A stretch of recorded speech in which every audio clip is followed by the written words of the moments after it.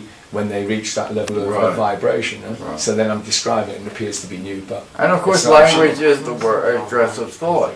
So it's always going to be, you know, peculiar to the time.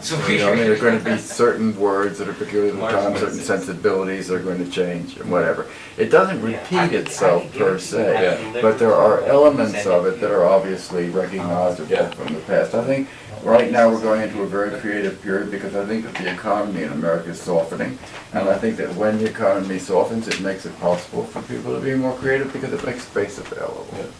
You know, I mean, the whole East Village movement came out of space being available, so kids could squat in those empty buildings and start to create art. And the continuum's coming around because I am going to fucking take the East Village back, with my Latino friends, with my artist friends, we're taking the fucking East Village back. I did a show on community radio, the East Village community radio, and the guy was a massive fan of my band, right, and he thought he was just going to play the records, right, and I was going to say, oh yeah, well I wrote this song, you know, when I was thinking about, you know, and I was saying, listen, I came to New York in '86 and I used to run down the Lower East Side when all these trust fund kids before it even being, you know. Right. So if you trust fund babies like that, show some fucking respect because I'm coming to get you, Don't think I can't spot you in the street, you know, right, in your condos or whatever. And if there's any Latinos out there, fight back.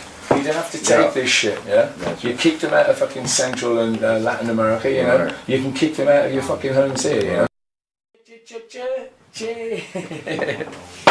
Oh dear. There must be a way. Yeah?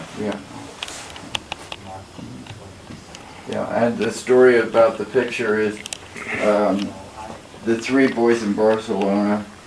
Moreau got the first job. He got the job doing a pavement in Barcelona.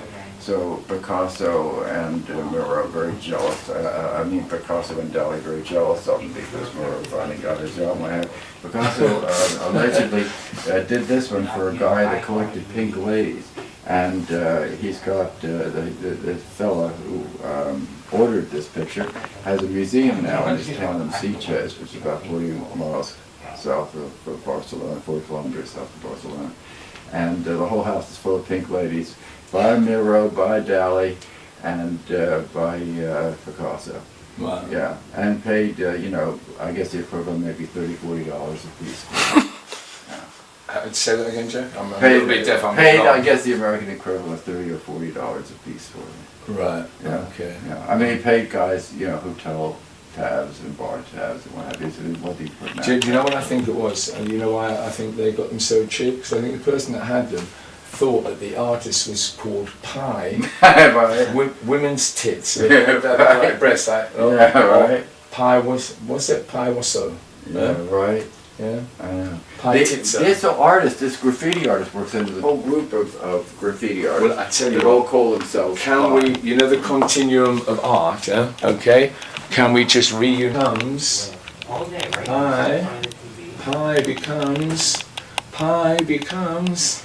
Pie becomes a pic, pie becomes a pic, pie becomes a picture, as it becomes a picture as the alchemist would say, as above, so below, as above, so below, pie, pic, as above, so below. Wow. Yeah, isn't that something? Ain't that something? Who would have thought to do that for us to discover all these years later? You would think of No, okay. Well, someone moved three to make you think of it. I can't be labelled with that, otherwise they want to look kill at, me. look It's at, dangerous. Look at this one, Bruno. Look how much he looks like the boy that just posted it, right? Yeah. Yeah, right? Really? Ain't that something? That's fantastic. Yeah. Yeah. And where's this from? And everybody, I don't know, he said, Rami found it in an antique store somewhere.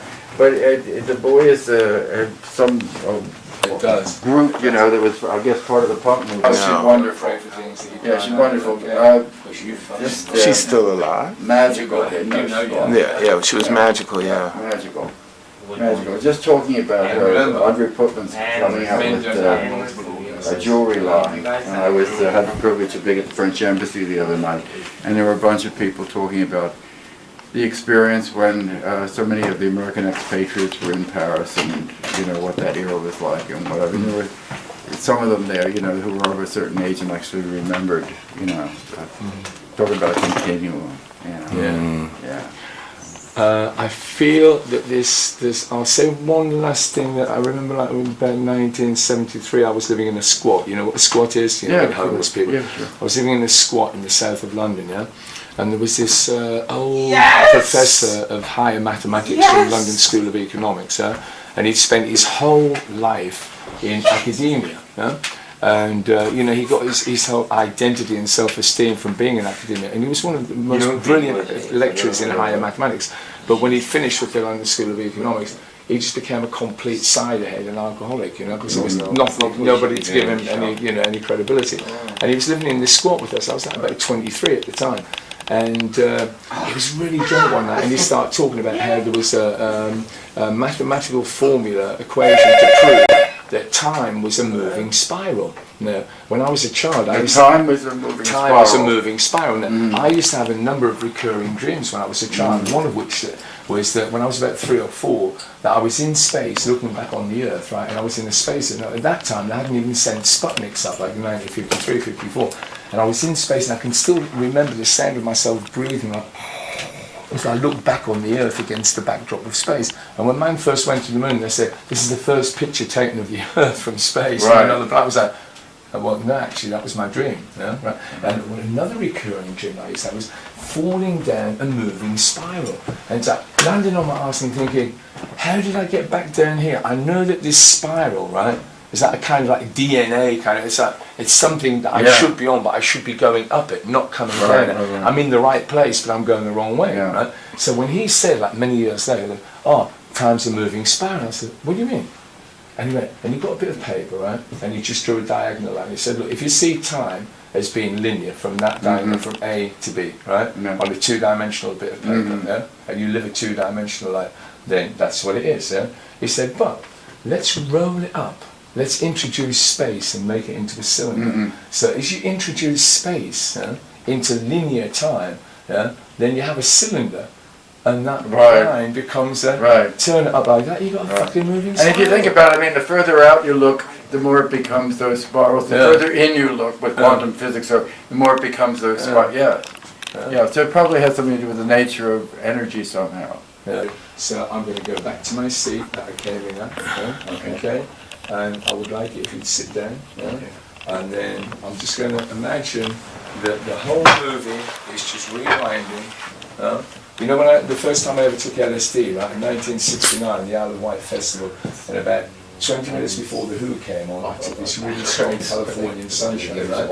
And I felt I didn't know what to expect. It was really strong, and I felt this ball of energy in the base of my spine and in my stomach.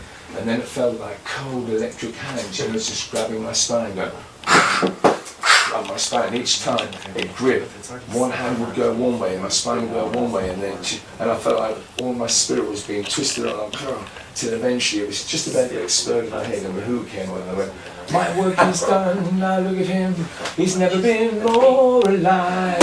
His head shakes, his fingers clutch, watch his body rise. I'm the gypsy, the acid queen, pay before you stop. And I was like, and it was like an explosion, everything just blowing up in slow motion for the next 16 hours. And then if you imagine a film in real slow mo, right, an explosion, and then it being rewound, right, till you get back to the original image, and every single piece is there, but they're in a slightly different place.